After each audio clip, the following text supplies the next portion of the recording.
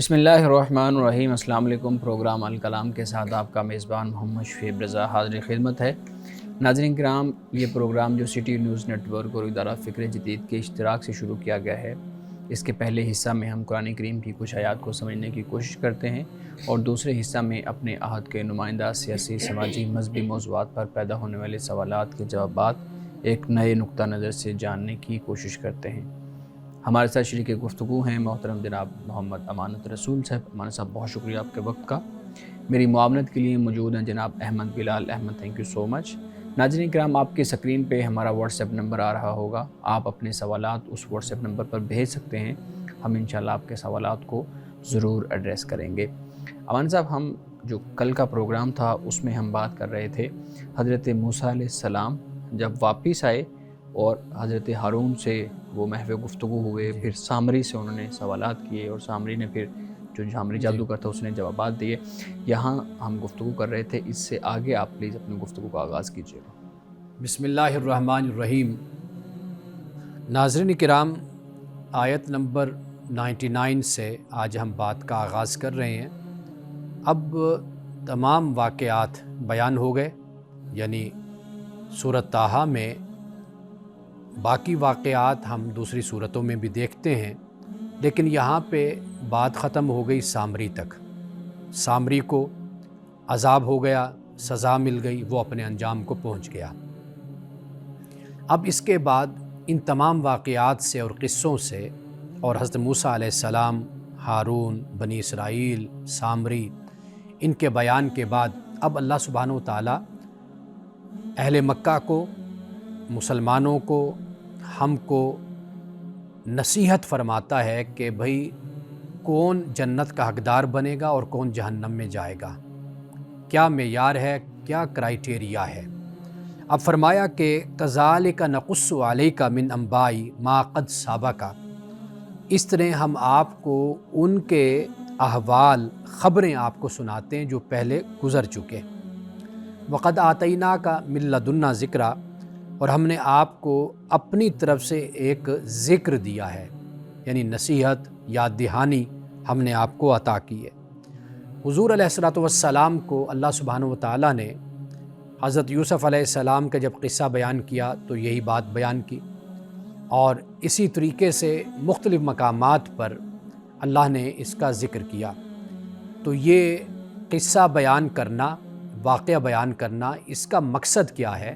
یعنی یہاں پر یہ نقطہ بھی سمجھا دیا گیا کہ جب کوئی واقعہ، کوئی قصہ، کوئی کہانی بیان کی جاتی ہے کسی شخصیت سے متعلق، اس میں جو بنیادی چیز ہوتی ہے وہ سبق ہوتا ہے، وہ نصیحت ہوتی ہے۔ یعنی کوئی واقعہ اور کوئی قصہ اس لیے نہیں بیان کیا جاتا کہ جس سے صرف تفریح حاصل کی جائے اور جس سے صرف لطف اندوزی کی جائے، بلکہ یہ ہمیں بتا دیا گیا کہ قرآن نے اگر تاریخ کو، ہسٹری کو بیان کیا ہے تو وہ اسی وجہ سے بیان کیا ہے کہ تاکہ ہم گزشتہ تاریخ سے، ماضی سے ہم سبق حاصل کریں۔ اب یہاں پر اسی بات کو اللہ پاک نے بیان فرما دیا کہ آپ کو بھی ہم نے اپنی طرف سے ذکر دیا، اور پہلے جو قومیں ہیں ان کے واقعات اور احوال بھی ہم آپ کو سناتے ہیں۔ من اعرض عنہ، فرمایا کہ جس نے اس ذکر سے منہ پھیرا، یاد دہانی سے، فإنہ یحمل یوم القیامت وزرا، وہ قیامت کے دن بھاری بوجھ لے کر وہ اٹھے گا، یعنی وہ بھاری بوجھ اٹھائے گا، اس حالت میں وہ کل قیامت کے دن اٹھے گا۔ اب یہ بھاری بوجھ کیا ہے؟ انسانی زندگی میں قرآن مجید اس بات کو بیان کرتا ہے، سب سے اہم بات یاد دہانی ہے، نصیحت ہے۔ یعنی انسان کو کبھی نہیں بھولنا چاہیے کہ مجھے اس دنیا میں اللہ تعالیٰ نے کچھ مدت کے لیے بھیجا ہے، اور مجھے یہ بات یاد رکھنی ہے۔ یہ قرآن بھی یاد کراتا ہے، انبیاء علیہ السلام نے بھی بتایا، اور جگہ جگہ پر اس چیز کا ذکر کیا گیا کہ یہ یاد دہانی ہے، نصیحت ہے، یہ ذکر ہے، یہ ذکرہ ہے، یہ تذکیر ہے کہ قیامت کو اللہ تعالیٰ کی بارگاہ میں تم نے جواب دینا ہے۔ اب یہاں پہ یہ فرما دیا کہ بھئی جو اس ذکر سے منہ پھیرے گا، جیسے فرعون نے پھیر لیا، سامری نے پھیر لیا، حالانکہ پیغمبر موجود ہے اور ان کو خبردار کر رہا ہے، اس کے باوجود انہوں نے منہ پھیر لیا۔ تو یہاں اسی بات کو بیان کر دیا کہ جو پھر منہ پھیرے گا تو اس کا معاملہ یہ ہوگا کہ وہ اپنے اعمال کا، اپنے کفر کا بوجھ لے کر اٹھے گا۔ فرمایا خالدین فیہ، یہ اس میں ہمیشہ پھر رہیں گے، وساء لہم یوم القیامت حملا، اور فرمایا کہ اور یہ بوجھ قیامت کے دن ان کے لیے بہت ہی برا ہوگا۔ اب اس کے بعد اللہ سبحانہ وتعالیٰ یہ بیان فرماتا ہے کہ سور پھونکا جائے گا، یوم ینفخ فی السور، پھر جس دن سور میں پھونک ماری جائے گی، ونحشر المجرمین یومئذ زرقا، اور جو جرم کرنے والے ہوں گے وہ قیامت کے دن جب اٹھیں گے، جمع ہوں گے، وہ سب کے سب زرد رنگ میں ہوں گے، یعنی ان پر ایک خوف طاری ہوگا۔ تو واضح بات ہے کہ انسان کو اپنے اعمال کا پتہ ہوتا ہے، اپنے ماضی کا پتہ ہوتا ہے کہ بھئی یہ وہی قیامت ہے جس کا ہم انکار کرتے رہے دنیا میں، ہم نے تکبر کیا، سرکشی اختیار کی، پیغمبر کا انکار کر دیا، ہم نے وحی کو تسلیم نہیں کیا، مانا نہیں ہے ہم نے، اور یہی قیامت اور آخرت تھی جس کے لیے ہم مذاق کرتے تھے، تمسخر اڑاتے تھے، لیکن آج ہم اٹھ کھڑے ہوئے ہیں، تو مطلب یہ قیامت ہے۔ اب ان کا رنگ زرد ہو جائے گا، تو قرآن پاک کہتا ہے یتخافتون بینہم ان لبثتم الا عشرا، کہ پھر وہ آپس میں چپ کے کہیں گے کہ تم صرف 10 دن رہے ہوگے، یعنی اب یہ جو برزخ کی زندگی ہے، موت اور آخرت کے درمیان کا وقت ہے، یہ ایسے ہی ہوگا کہ جیسے انسان جب اٹھے گا تو وہ یہ خیال کرے گا 1 دن، آدھا دن، 10 دن، کچھ وقت ہی میں اس حالت میں رہا ہوں۔ اب یہ جو قرآن مجید بیان کر رہا ہے یہ عام لوگوں کا معاملہ ہے، لیکن وہ لوگ کہ جو پیغمبر کی زندگی میں موجود تھے، جس طرح نیکوکاروں کے اجر کا سلسلہ ان کی وفات اور موت کے بعد شروع ہو جاتا ہے، اسی طرح وہ قوم کہ جو پیغمبروں کا انکار کرنے والی ہے، ان کی زندگی میں سرکشی کرنے والی، کہ پیغمبر موجود ہے، وحی اتر رہی ہے، پیغمبر ان کو خبردار کر رہا ہے، ان کو بتا رہا ہے، پھر وہ سرکشی کرتے ہیں، نافرمانی کرتے ہیں، سازشیں کرتے ہیں، پھر ان کا معاملہ انجام وہی ہے جو قرآن پاک نے فرعون کے حوالے سے بیان کر دیا کہ ان پر دن رات پھر آگ کو پیش کیا جاتا ہے، یعنی ان کو آگ کا عذاب ہوتا ہے۔ تو یہاں پر اسی بات کو بیان کیا کہ یہ لوگ کئی ایسے بھی ہوں گے بعد میں آنے والے، یعنی ان کی حالت اور کیفیت یہ ہوگی کہ وہ ایسے ہی سمجھیں گے کہ جیسے کوئی کچھ وقت ہی ہمارا گزرا اس حالت میں۔ اب اس کے بعد فرمایا کہ نحن اعلم بما یقولون، ہم خوب جانتے ہیں جو کچھ وہ کہیں گے، یعنی اس کی حقیقت سے ہم واقف ہیں۔ اذ یقول امثلہم طریقۃ ان لبثتم الا یوما، جبکہ ان کا سب سے زیادہ واقف کار جو ہوگا، جاننے والا، وہ کہے گا کہ تم صرف 1 دن ٹھہرے ہو، یعنی یہ بھی کہ جو بڑا علم رکھنے والا ہے، واقف کار ہے اور خبردار ہے، اس کا یہ عالم ہوگا کہ وہ 1 دن سمجھے گا، خیال کرے گا۔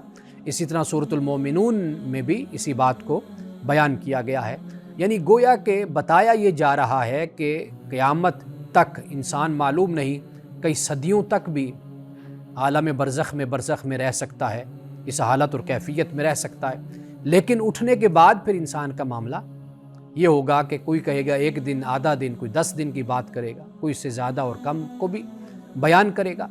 تو یہ قرآن مجید نے اس بات کو بیان کر دیا کہ بھئی اللہ سبحانہ و تعالی نے جو دین تم کو دیا اس کو مانو، اس پر عمل کرو، یہی تمہارے لیے نجات کا باعث بنے گا۔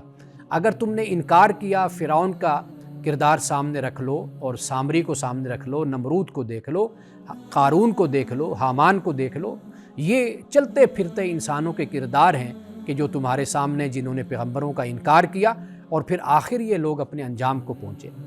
تو گویا کہ اللہ نے انسان کے سامنے دونوں کردار رکھ دیے، اچھے بھی اور برے بھی۔ اب یہ آپ پر، مجھ پر اس کا انحصار ہے کہ ہم اپنی زندگی کو کس سانچے میں ڈھالتے ہیں، ہم کس کے پیروکار بنتے ہیں۔ اللہ نے انسان کو با اختیار بنایا، ارادہ کی قوت دی، اور انسان جس طرح دنیا میں اپنے مفادات کو، نفع و نقصان کو سمجھتا ہے، یعنی مال اور دولت کے حوالے سے، تجارت کے حوالے سے، اسی طرح جو لوگ تزکیہ نفس اپنا کرتے ہیں، جو تقویٰ رکھتے ہیں، وہ اپنے آخرت کے نقصان کو، اپنے اخلاق اور دین کے نقصان کو بالکل اسی طریقے سے سمجھتے ہیں، اس کا مشاہدہ کرتے ہیں جس طرح عام لوگ مال اور دولت اور تجارت کے نفع اور نقصان کا مشاہدہ کرتے ہیں۔ ناظرین اکرام، یہاں وقت ہوا چاہتا ہے ایک بریک کا، ہمارے ساتھ رہیے گا۔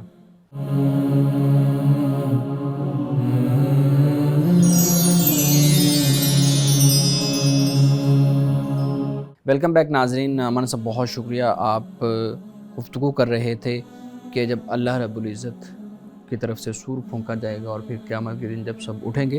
اچھا ہاں آپ نے بات کی ہے کہ کچھ لوگ کہیں گے یہ کچھ وقت ہے، کچھ گھنٹے ہیں، یعنی آدھا دن ہے، 1 دن ہے، 10 دن ہے، یا کم و بیش اس طرح کی آپ بات بتا رہے تھے. ہمارے صاحب ہمارے ہاں بہت زیادہ قبر کی چیزوں پہ بات کی جاتی ہے.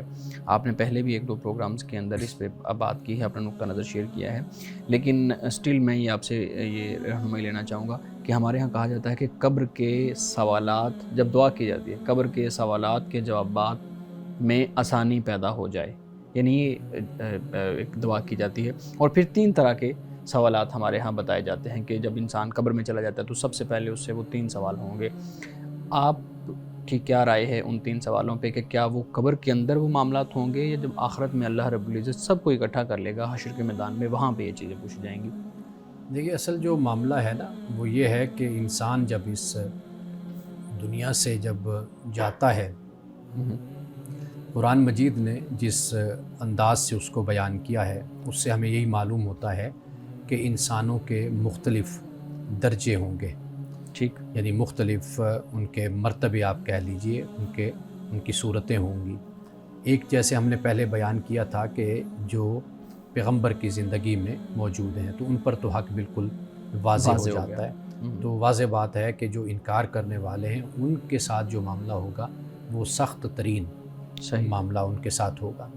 تو دوسری جو صورت ہے وہ بعد میں آنے والے جو لوگ ہیں، اگر وہ ایمان سے مشرف نہیں ہوئے، ایمان ان کو نہیں ملا، یا جو اگر مومن بھی ہے تو گناہ گار ہے، اب اس کا جو معاملہ ہوگا وہ یہی ہوگا کہ جس طرح ان پر حق واضح ہو گیا تھا ان کی سزا اس حق کے مطابق ہوگی اور اس سطح کی ہوگی کہ ان کو دن رات عذاب دکھایا جاتا ہے. اور جو ایمان والے ہیں، اللہ کی بارگاہ میں اپنی جان دے دینے والے ہیں حالت ایمان میں، وہ صحابہ ہیں، وہ اللہ تعالیٰ کے یعنی رسول اللہ کی صحبت یافتہ اور آپ کی زیارت کرنے والے اور آپ پر ایمان لانے والے ہیں اس وقت کے، ان کے لیے پھر خدا کے نعمتوں کا دروازہ وہ کھل جاتا ہے.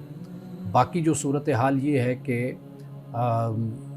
کہ بھئی مدت کا جو وقت ہے، یعنی جو قرآن پاک نے جس کی طرف اشارہ کیا کہ 1 دن ہے یا 10 دن کا جو معاملہ بیان کیا جاتا ہے، تو اس سے یہ معلوم ہوتا ہے کہ ایسی تعداد بھی لوگوں کی ہوگی یا ایسا طبقہ بھی ہوگا کہ جو جب اٹھائے جائیں گے تو ان کو مرنے کے بعد قیامت کے دن جب اٹھایا جائے گا تو وہ والی صورت ان کی اس طرح کی ہوگی کہ بھئی وہ اٹھتے ہی اس بات پر وہ حیران ہوں گے کہ بھئی ہم جو رہے ہیں اس حالت میں تو وہ 1 دن یا 10 دن بہت کم والا معاملہ ہمارے ساتھ ہوا ہے.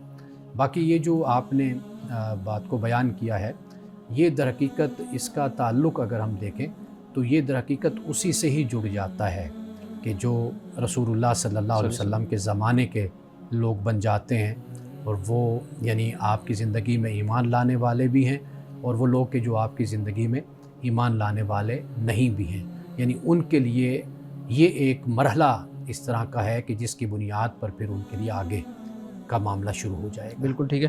اچھا مولانا صاحب، ہمارے ناظرین کے سوالات ہیں، میں آپ کے سامنے رکھتا ہوں. پہلا سوال ہے، سوال انہوں نے بھیجا ہے، شاید اس کے اندر کچھ الفاظ کی کمی ہے لیکن میں آپ کے سامنے رکھتا ہوں اور جو مجھے سمجھ آیا وہ بھی پوچھتے ہیں. جی، کن کن صورتوں میں والدین اور اولاد کے درمیان رشتوں کا ذکر کیا گیا ہے؟ غالباً وہ اس میں یہ پوچھنا چاہ رہے ہیں کہ کن کن صورتوں میں اولاد جو ہے وہ والدین کی فرما برداری کرے اور کن صورتوں میں انکار کا اس کے پاس آپشن ہوتا ہے. اچھا، یہ ایک بڑا اہم سوال ہے، ہمارے ہاں یہ کیا جاتا ہے اور خاص طور پر آج کے دور میں کہ والدین کی لمٹ کیا ہے، اولاد کی لمٹ کیا ہے. یہ بڑا اہم سوال آج کے دور کا ہے. اس کی وجہ یہ ہے کہ کئی دفعہ والدین اپنے والدین ہونے کا ناجائز فائدہ اٹھاتے ہیں. یعنی آپ جیسے ایموشنل بلیک میلنگ کہتے ہیں نا، وہ کہ بھئی ہم نے تمہیں پیدا کیا، تمہیں کھلایا، تمہیں پڑھایا، تمہیں تعلیم دی، ہم نے یہ کیا، تو وہ کہ آج تم ہمارے ساتھ یہ سلوک رکھ رہے ہو یا اس طرح بول رہے ہو. تو شاید وہ یہ سوال کرنا چاہتے ہیں کہ بھئی اس معاملے میں کیا حدود ہیں. ٹھیک. قرآن مجید جس بات کو بیان کرتا ہے نا، ایک تو یہ ہے کہ دین کے معاملے میں والدین کی کوئی فرما برداری نہیں ہے. یعنی اگر والدین دین کے خلاف کوئی بات ایسی کہتے ہیں، دین کے نافرمانی میں کوئی بات کہتے ہیں، تو وہاں پر واضح بات ہے کہ والدین کی کوئی اطاعت نہیں ہے. لا طاعۃ لمخلوق فی معصیۃ الخالق. اللہ کی نافرمانی میں مخلوق کی اطاعت یہ نہیں ہے. صحیح. ایک تو یہ بات ہمیشہ پیش نظر رکھنی چاہیے۔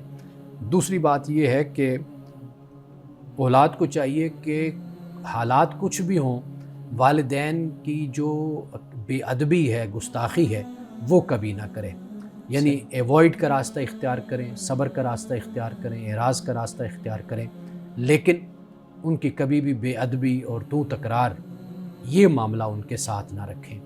یہ حدود ہیں جن کا اولاد کو خیال کرنا چاہیے۔ یعنی ایک تو یہ ہے کہ اللہ کی نافرمانی میں جہاں معاملہ ہے تو والدین کی بات نہیں ہے، باقی معاملات میں والدین کی بات کو سمجھے، پیش نظر رکھے، ان کا تجربہ، ان کی عمر، ان کا مشاہدہ، اس سے استفادہ کرے۔ دوسری بات یہ ہے کہ گستاخی کبھی گالم گلوچ یا نعوذ باللہ کوئی ایسا رویہ جو والدین کی گستاخی ہو جس میں، وہ نہیں کرنا چاہیے۔ والدین کی جو ذمہ داری ہے وہ اس بات کو ہمیشہ ذہن میں رکھیں کہ اگر انہوں نے اولاد کی پرورش کی ہے، کھلایا ہے، وہ اللہ کی طرف سے ان پر فرض ہے، وہ لازم ہے کہ وہ یہ ذمہ داری نبھائیں اولاد کے بارے میں۔ اگر وہ نہیں یہ ذمہ داری نبھاتے تو کل قیامت کے دن اللہ ان سے اس پر سوال کرے گا، اس پر ان سے پوچھے گا، وہ جواب دیں خدا کی بارگاہ میں۔ تو لہٰذا والدین کو بھی یہ چاہیے کہ اولاد سے کبھی ناجائز توقعات نہ وابستہ کرے، اور اولاد کی استطاعت کو، استعداد کو، ان کی جو ہمت ہے اس کو ہمیشہ پیش نظر رکھ کر ہی اولاد سے توقعات والدین رکھیں، اور ایسی گفتگو، ایسی بات وہ بھی نہ کریں کہ جس سے ان کی اپنی نیکی جو انہوں نے اپنے اولاد کے ساتھ کی ہے وہ ان کی ضائع ہو جائے۔ جی پلیز ناظرین کے سوالات کی طرف آگے میں جو پہلا ہمارا ٹاپک تھا قبر کے متعلق، اس کے متعلق ایک سوال پوچھنا چاہتا ہوں۔ قبر میں جو سوالات ہوں گے یا عذاب ہوگا تو وہ اس کا تعلق روح کے ساتھ ہے یا جسم کے ساتھ ہے؟ اور اگر اس کا تعلق روح کے ساتھ ہے تو وہ کس جگہ پر ہوگا؟ یعنی قبر کے اندر تو وہ نہیں ہو سکتا، اگر قبر کے اندر نہیں ہو سکتا تو پھر ہمیں یہ چیزیں بھی سننے کو ملتی ہیں کہ قبر کے اندر فلاں آواز سنی کسی مردے کی یا کوئی عذاب ہو رہا تھا، اس کے آثار پائے جاتے ہیں۔ تو یہ ساری باتیں کیا ہیں؟ کیا یہ من گھڑت چیزیں ہیں یا ان کا حقیقت سے کوئی تعلق ہے؟ دیکھیے، پہلی بات تو یہ ہے کہ اللہ سبحانہ و تعالیٰ جانتا ہے، اور روح مال جسد بھی معاملہ ہو سکتا ہے انسان کا، اللہ تعالیٰ اس پر بھی اختیار رکھتا ہے، بالکل اختیار، طاقت رکھتا ہے جسم اور روح کا اکٹھے، کوئی جسم کو روح کے ساتھ اکٹھا کر دے۔ مثال کے طور پر کوئی شخص ہے، اگر وہ سمندر میں ڈوب کر مر گیا یا جہاز کریش ہو گیا، خچے اس کے اڑ گئے، وہ پھر بھی اللہ اختیار رکھتا ہے، جسم سلامت نہیں ہے، ہاں جسم سلامت نہیں، اللہ اختیار رکھتا ہے کہ اس کی روح کے ساتھ اس کے جسم کو بھی سلامت رکھے، باقی کر دے، تو اس کے ساتھ وہ معاملہ ہو۔ لیکن جو دوسری بات آپ نے کہی ہے نا کہ آوازوں کا، یہ اصل جو معاملہ ہے یہ بالکل مختلف ہے۔ یعنی یہ ہماری سنی سنائی باتیں ہوتی ہیں، یعنی ہم اگر یہاں پر 3 بیٹھے ہوئے ہیں تو میرا خیال ہے کہ ہم نے صرف سنی ہیں باتیں، یعنی ہم میں سے کوئی بھی اس کا کوئی گواہ نہیں ہے، مشاہدہ نہیں کیا، مشاہدہ نہیں ہے۔ ویسے بھی جو اس طرح کے واقعات ہوتے ہیں اور اس طرح کی باتیں، یہ لوگوں کو زیادہ اٹریکٹ بھی کرتی ہیں، اور لوگ دوسروں کو سناتے بھی ہیں لوگوں کی توجہ حاصل کرنے کے لیے۔ تو اگر دیکھا جائے تو حقیقت میں ان کا کوئی بھی ثبوت ہمارے پاس نہیں ہوتا۔ لیکن ایک بات یہ ہے کہ اگر روح مال جسد کا جس طرح سے آپ نے جس کی بات کی ہے، تو اگر روح اور جسم پر اکٹھے کوئی عذاب ہونا ہے تو اس کی پھر جو یعنی ایک صورت یہ بنتی ہے کہ وہ جسم پر نظر بھی آئے۔ تو کیا ایسا ممکن ہے کہ اگر سائنٹسٹ تحقیق کرنے کے لیے ہر مرنے والے جسم کو کیمرے میں رکھیں اور دیکھیں کہ اس کے ساتھ کیا عذاب ہو رہا ہے، اور وہاں پہ کوئی ایسی چیز نظر نہ آئے، کوئی واضح نہ ہو کہ اس پہ کوئی عذاب ہو رہا ہے، تو اس کا مطلب پھر جسم کے ساتھ تو اس کا تعلق نہیں ہے، صرف روح کے ساتھ ہی رہے گا؟ دیکھیے، یہ جو معاملات ہیں نا سارے، یہ اس دنیا کے بعد کے معاملات ہیں۔ جی، اللہ سبحانہ و تعالیٰ اگر عذاب دیتا ہے یا اللہ تعالیٰ نعمتیں عطا کرتا ہے، اب اس کی کیا صورت بن سکتی ہے؟ مثال کے طور پر ایک شخص کی روح نکل گئی، اب اس کا جو جسم بھی ہے وہ بھی اس دنیا کا نہیں رہا، اس کا تعلق کٹ گیا۔ صحیح، ہمارے جسم پر کوئی نشان ہوگا تو وہ نظر آئے گا سائنٹسٹ کو، سائنسدانوں کو، یا کیمروں سے یا کسی اور طریقے سے، لیکن جو ان کا معاملہ ہے وہ اللہ جانتا ہے کہ اگر وہ روح کے ساتھ بھی ان کا معاملہ چل رہا ہے تو ممکن ہے کہ بھئی وہ قبر کا معاملہ ہے، وہ حشر کا معاملہ ہے، وہ دوزخ کا معاملہ ہے، دنیا کے کیمرے اور دنیا کے یہ سارا کچھ جو ذرائع اور وسائل ہیں وہ اس کو کیپچر ہی نہ کر سکیں۔ جی بالکل، بہت شکریہ۔ ناظرین کرام، یہاں وقت ہوا چاہتا ہے ایک بریک کا، ہمارے ساتھ رہیے گا۔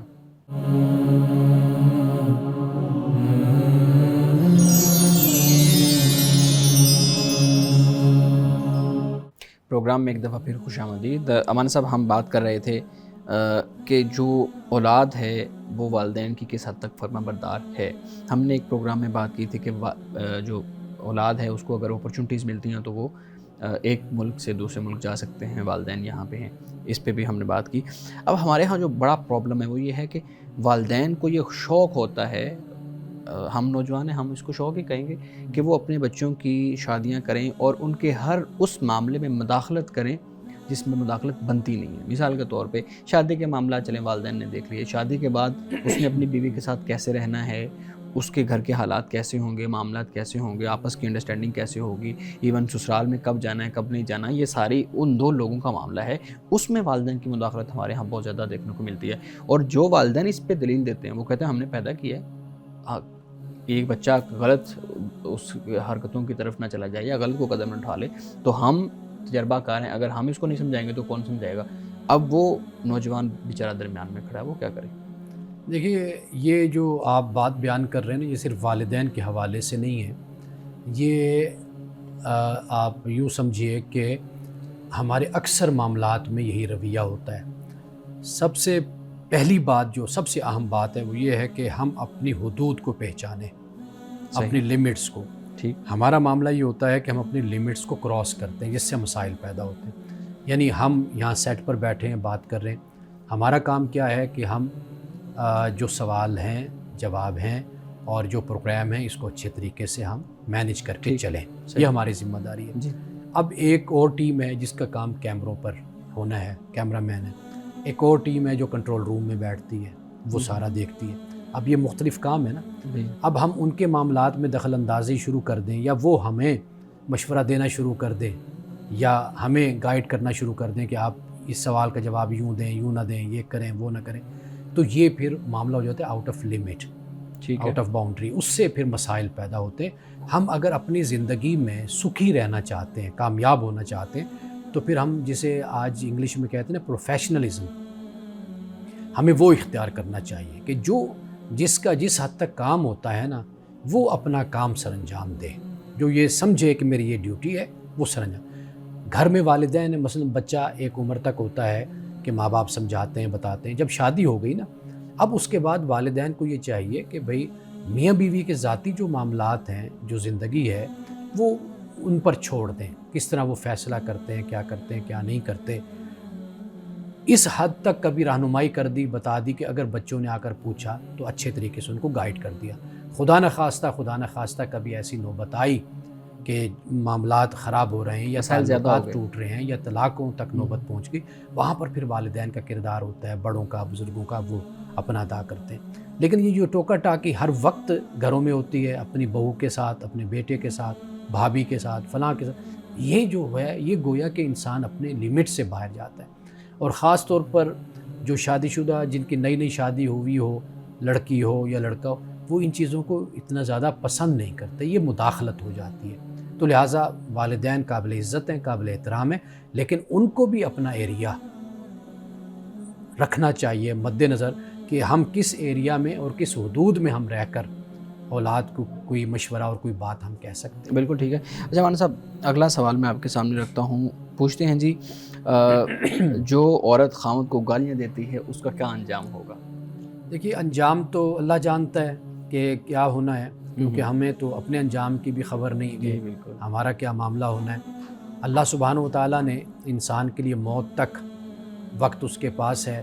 اب یہ خاتون جو اگر آج گالیاں دے رہی ہے, اللہ اس کو توفیق دے, آنے والے وقت میں ممکن ہے کہ یہ اپنی اصلاح کر لے اور خاوند کو گالیاں نہ دے, تو یہ بھی ممکن ہے, اللہ اس کا انجام بہتر کر دے گا. تو لیکن یہ ہے کہ حدیث پاک ہے کہ سباب المسلم فسوق و قتال کفر, عام کسی مسلمان کو گالی دینا یہ نافرمانی ہے, یہ فسق ہے, یہ بہت بڑا گناہ ہے, اور قتل کرنا یہ کفر ہے. تو جہاں تک یہ رویہ ہے کہ بیوی خامند کو دے رہی ہے, یہ بھی بہت بڑا مسئلہ ہوتا ہے گھر میں. اسی طرح خامند اگر بیوی کی عزت نہیں کرتا, اس کا خیال نہیں کرتا اور محبت سے پیش نہیں آتا, گالم گلوچ کرتا ہے, تو وہ بھی بالکل غلط کرتا ہے. عورت کو بھی یہ بات سمجھنی چاہیے, مرد کو بھی یہ سمجھنی چاہیے کہ آپس کا جو باہمی تعلق اور رشتہ ہے, یہ اچھا اس وقت بنے گا کہ جب ہم ایک دوسرے کا ادب ایک دوسرے کا احترام اور دوسرے کے جذبات اور احساسات کا ہم خیال رکھیں گے۔ اگلا سوال آپ کے سامنے رکھتا ہوں، پوچھتے ہیں جی، ایک شخص نے اپنی بیوی کو غصے میں ایک دفعہ ہی ایک ساتھ ہی 19 دفعہ طلاق کا لفظ بولا ہے، اب اس میاں بیوی کا سٹیٹس کیا ہے؟ دیکھیے، طلاق ایک دفعہ کیا 10,000 دفعہ بھی بولی جائے نا تو طلاق وہی واقع ہوگی جو ہوتی ہے طلاق۔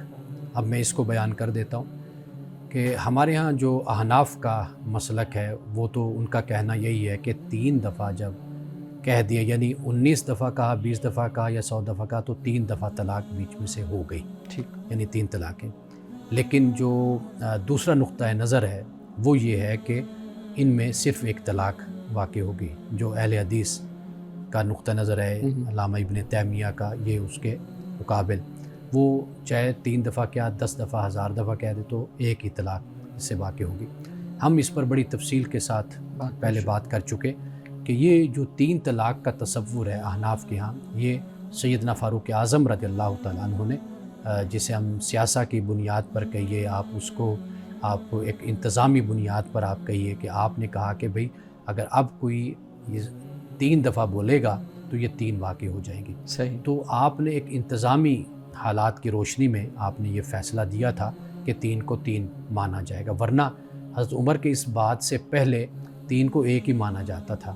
رسول اللہ کے زمانے میں، حضرت ابوبکر کے زمانے میں، حضرت عمر کے اپنے زمانے میں بھی، لیکن جب آپ نے یہ فرمایا تو پھر اس کے بعد یہ 3 کو 3 تسلیم کیا گیا، مانا گیا۔ صحیح، اسی قول کو اور اسی بات کو احناف نے بھی لیا، ٹھیک، لیکن باقی لوگوں نے کہا کہ بھئی حضرت عمر فاروق کا اپنا ایک انتظامی حوالے سے تھا اور سیاسہ کی بنیاد پر تھا، تو لہٰذا آج کوئی ضروری نہیں ہے کہ ہم اپنے دور میں اس کو فالو کریں۔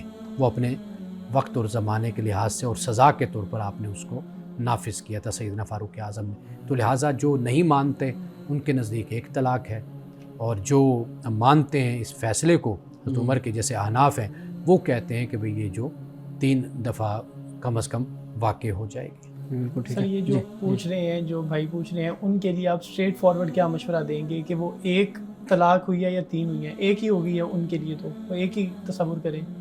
دیکھیے، میں نے اس پر کئی دفعہ پہلے بھی ہم نے بات کی ہے، تفصیل کے ساتھ کی ہے کہ قرآن مجید جب ہم پڑھتے ہیں تو قرآن ہمیں یہی بتاتا ہے، یہ جو طلاقیں دینے کا طریقہ ہے، یہ اصل میں جب ہم لوگوں نے لوگوں کو ایجوکیٹ نہیں کیا نا، ہمارے علماء نے، اسکالرز نے، اس کے یہ جہالت کے نتائج ہیں کہ لوگ اس طرح کا رویہ اختیار کرتے ہیں۔ اب تو آپ کو پتہ ہے کہ پورا ایک طریقہ طلاق اور طریقہ نکاح ہمارے ہاں موجود ہے کہ اگر طلاق بھی دینی ہے تو یونین کونسل ہے، آپ ایک دفعہ آپ ان کو بتاتے ہیں، وہ میاں بیوی کو بٹھا کر پہلے کوشش ان کی ہوتی ہے کہ صلح ہو جائے، نہیں ہوتی تو پھر اس کے بعد ایک طلاق نافذ کی جاتی ہے اور وہ باقاعدہ طور پہ بیوی کو بھیجی جاتی ہے کہ بھئی آپ کو اس کی طرف سے طلاق دی جاتی، نوٹس بھیجا جاتا ہے۔ تو ریاست کا یہ طریقہ کار ہے۔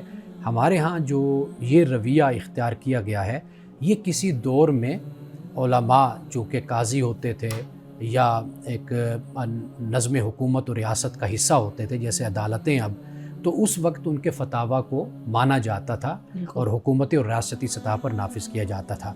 لیکن اب صورتحال یہ ہے کہ ریاست کا ہی ایک ادارہ موجود ہے، ہمیں چاہیے کہ ہم اس کو فالو کریں۔ جی سر، آج کے پروگرام میں بات ہو رہی تھی قبر کے متعلق بھی، میں یہ پوچھنا چاہتا ہوں کہ یہ جو کہا جاتا ہے کہ ہر جمعرات کو روحیں اپنے اہل و عیال سے ملنے کے لیے آتی ہیں، کیا یہ واقعی حقیقتاً ایسا ہوتا ہے؟ دیکھیے، اس پر کوئی بھی ہمارے پاس دلیل نہیں ہے، کوئی بھی سند ہمارے پاس نہیں ہے کہ بھئی کوئی روحیں جمعرات کو گھر واپس آتی ہیں، تو نہ کوئی قرآن مجید بھی اس سے خالی ہے اور رسول اللہ صلی اللہ علیہ وسلم کا کوئی ارشاد، کوئی روایت ہمیں اس حوالے سے نہیں ملتی۔ جی ناظرین کرام، یہاں وقت ہوا چاہتے ہیں ایک بریک کا، ہمارے ساتھ رہیے۔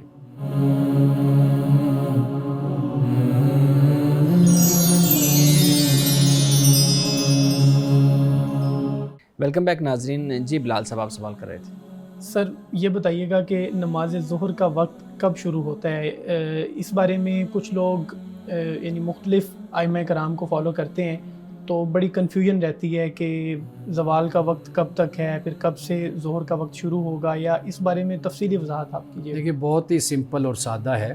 آپ طلوع کے وقت سے لے کر غروب کے وقت تک آپ دیکھ لیں کہ کتنا وقت بن رہا ہے. آپ اس کو آدھا تقسیم کر لیں, نصف النہار جس کو کہا جاتا ہے نا, کہ آدھا وقت, مثال کے طور پر 8 گھنٹے ہیں تو 4 گھنٹے. اب یہ جو 4 گھنٹے پورے ہوئے, یہ جو وقت ہے یہ زوال کا وقت ہوتا ہے. جی. اب جیسے ہی سورج ڈھلے گا, مغرب کی طرف جائے گا, تو ظہر کا وقت شروع ہو جاتا ہے. تو آپ ظہر کی نماز آپ ادا کر سکتے ہیں. تو اب اس کا جو وقت ہے وہ آپ خود چیک کر لیجئے.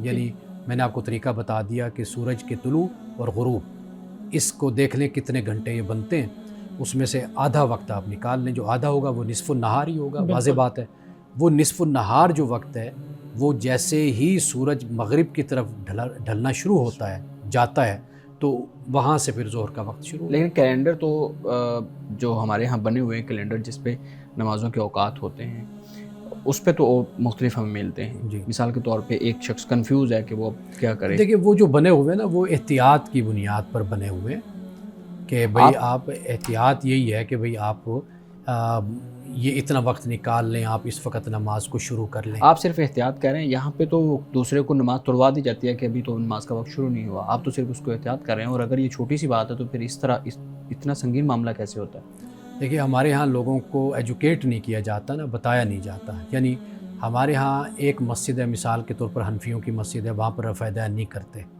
اب اگر کوئی رفع دین کرنے والا آ جائے, ہم نے دیکھا ہے کہ ایک نمازی اٹھ کر اس کے ہاتھ پر زور سے مار کر اسے کہتا ہے بھئی اس طرح نماز نہیں ہوتی, ہمارے طریقے سے پڑھو. یا کئی لوگ اس کے ساتھ کھڑا ہونا بھی پسند نہیں کرتے.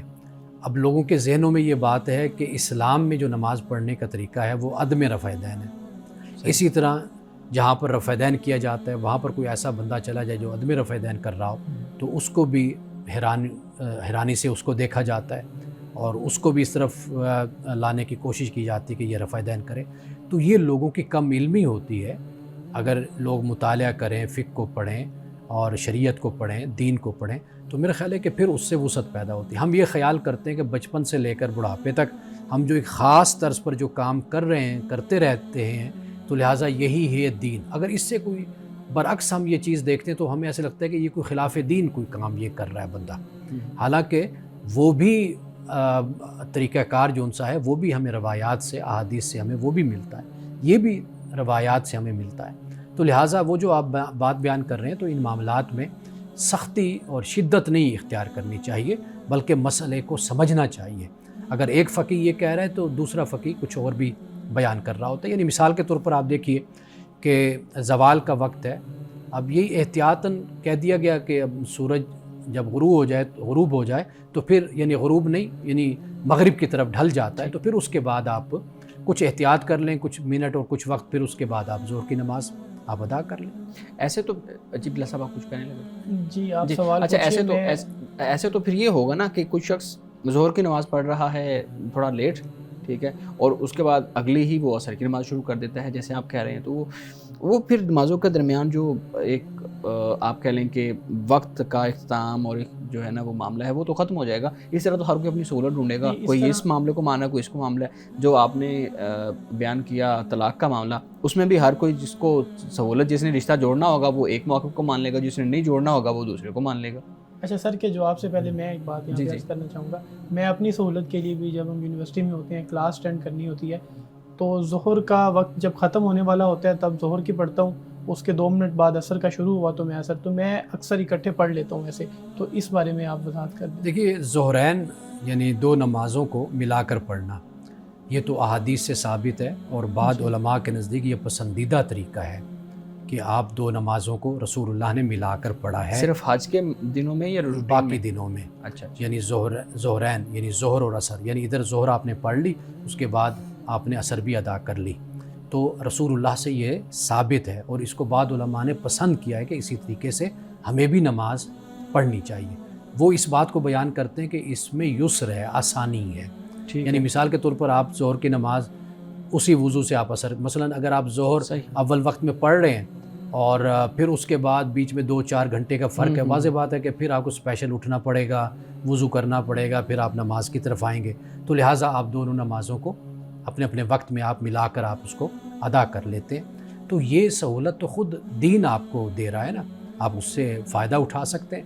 آپ نے جو دوسری بات کی, دیکھیے جہاں یہ معاملہ ہے کہ طلاق میں کوئی کسی بات کو اٹھا لے گا جس کی جہاں پر تسلی ہوتی ہے، لیکن بات یہ ہے کہ تسلی کی، دین کو آپ ہوائے نفس کا ذریعہ نہ بنائیں، اپنی مرضی کا آپ اس میں وہ طریقہ اختیار کریں کہ جو آپ جسے کہتے ہیں کہ دل کے ساتھ آپ علی وجہ البصیرت آپ اس چیز کو سمجھ کر آپ اس پر عمل کریں۔ میں نے آپ کو بتایا کہ جب ریاست آپ کو ایک نظم دیتی ہے، ایک طریقہ دیتی ہے، آپ اس کو فالو کریں۔ سب سے بہترین طریقہ یہی ہے۔ ہمارے ہاں چونکہ علماء سے پوچھنا، علماء کے فتوے کو اہمیت دینا یا اس کی پیروی کرنا، یہ جو سوچ ہمارے ہاں پیدا ہوئی، اس کی وجہ یہ ہے کہ ہم پاکستان بننے سے پہلے ہمارے ہاں جو علماء تھے وہ قاضی ہوا کرتے تھے۔ شاہی نظام جو تھا، بادشاہ کا نظام، وہ اس میں فقہ حنفی جو ہے وہ بطور قانون کے وہ ملک میں رائج تھی، تو لہٰذا اس کے مطابق فیصلے ہوتے تھے۔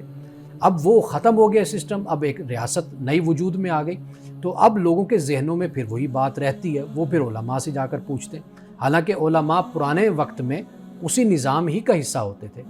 آج بھی اگر یہ طریقہ اختیار حکومت کر لے کہ جو پڑھے لکھے علماء ہیں، جدید تعلیم رکھنے والے ہیں، ان کو یہ ذمہ داریاں ان کے سپرد کی جائیں، تو بہتر طریقے سے وہ لوگوں کو نکاح اور طلاق کے مسائل میں گائیڈ بھی کریں۔ ان کا سپورٹ تو اس لیے نہیں کی جاتی نا کہ وہ سہولت نکالتے ہیں، اور پھر ہمارے ہاں سب سے زیادہ پرابلم یہ ہوتی ہے کہ یہ ہر معاملے کے اندر اگر آپ کوئی بھی نیا کوئی ایشو آتا ہے، اس کے اوپر کسی جو ہے نا وہ اسکالر کی رائے آتی ہے، تو ہم اس کو نشانہ بنانا شروع کر دیتے ہیں کہ اس سے کیوں پوچھا گیا، یہ تو سہولت نکالے گا، یہ تو چیزوں کو اور طرح سے دیکھے گا، اس کے تو کوئی پولیٹیکل یا پھر الگ فرقہ بنانے کی بات کر رہے ہیں۔ تو یہی تو پرابلم ہے جس کی ہم بار بار بات کر رہے ہیں۔ جس معاشرے کی آپ بات کر رہے ہیں وہ تو ایک بڑا آئیڈیل معاشرہ پہلے بنایا جائے، اس کے بعد لوگوں کو اس کے اندر اس طرح کی سہولیات فراہم کی جائیں۔ ایک ایسا معاشرہ جو بٹا ہوا ہے، جس میں لوگ ایک دوسرے کی شکل دیکھنا بھی پسند نہیں کرتے، اگر ہم اپنے مذہبی معاملات میں دیکھیں تو اس کے اندر آپ کی یہ باتیں کتنی قابل قبول ہوں گی؟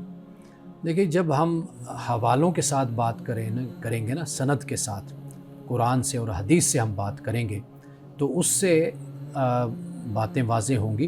ہم اس پر چونکہ بڑی تفصیل کے ساتھ کئی پروگراموں میں بات کر چکے ہیں، اور میں نے اس کو بڑی وضاحت کے ساتھ بیان کیا ہے کہ بھی طلاق اصل مسئلہ کیا ہے۔ ہمارے فقہاء نے اگر یہ رائے اختیار کی ہے تو ان کی اس کے پیچھے کیا پس منظر ہے، اور پھر اس کے علاوہ جو اس کے اپوزٹ جو مخالف نقطہ نظر ہے اس کی کیا وجہ ہے۔ لیکن میں آج جو بات بیان کرتا ہوں، میں ہمیشہ یہ بات کہتا ہوں کہ آپ کی ریاست نے ایک نظام وضع کر کے آپ کو دیا ہے، ایک طریقہ کار دیا ہے، آپ اس کو فالو کریں۔ اب اس پر لوگوں کو ایجوکیٹ کرنے کی ضرورت ہے کہ آپ بجائے اس کے کہ کسی سے ذاتی فتویٰ لیں، آپ کو یہ چاہیے کہ آپ کو ایک ریاستی ادارہ ہے، آپ اس کو فالو کریں، وہ بنیادی طور پر اب آپ کی رہنمائی کے لیے موجود ہے۔ جب ہم یہ کام نہیں کریں گے، ہمیں ایجوکیشن نہیں دی جائے گی اس حوالے سے، تو واضح بات ہے کہ پھر معاشرے میں انتشار کا ہی عالم ہوگا۔ مولانا صاحب، آج کی حدیث مبارکہ بیان کیجیے گا۔ آج کی حدیث حضرت عباس بن عبد المطلب رضی اللہ تعالیٰ عنہ سے ہے۔ آپ بیان کرتے ہیں کہ رسول اللہ صلی اللہ علیہ وسلم نے یہ فرمایا کہ جو شخص اللہ تعالیٰ کے رب ہونے، اسلام کے دین ہونے اور محمد رسول اللہ صلی اللہ علیہ وسلم کے رسول ہونے پر راضی ہوا، اس نے ایمان کا مزہ چکھ لیا۔ یعنی اگر ایک شخص اللہ کو رب مان لیتا ہے، اس پر راضی ہو جاتا ہے، خوش ہو جاتا ہے، اللہ کے دین کو یعنی اسلام کو دین بطور دین کے قبول کر لیتا ہے، اور رسول اللہ صلی اللہ علیہ وسلم کی ذات اقدس یعنی محمد رسول اللہ کو رسول مان لیتا ہے، نبی مان لیتا ہے، اور اس پر وہ راضی ہو جاتا ہے، تو رسول اللہ نے فرمایا کہ اس نے ایمان کا مزہ چکھ لیا۔ ناظرین کرام، اس دعا کے ساتھ اپنے پروگرام کا اختتام کریں گے۔ اللہ رب العزت حسن کلام اور تاثیر کلام عطا فرمائے، ہماری زبان کی گروں کو کھول دے اور سننے والوں تک خیر کا پیغام پہنچے۔ اجازت دیجیے، خدا حافظ۔